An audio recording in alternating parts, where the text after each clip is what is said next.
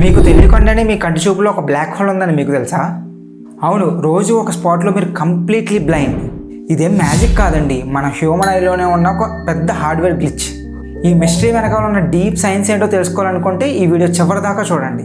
మీ కంటి వెనకాల రెటీనా అనే ఒక స్క్రీన్ ఉంటుంది. అందులో లైట్ని క్యాచ్ చేసే మిలియన్స్ ఆఫ్ సెన్సర్స్ ఉంటాయి. కానీ ఈ సిగ్నల్స్ బ్రెయిన్ పంపించే మెయిన్ కేబుల్ అదే అండి, ఆప్టికల్ నర్వ్.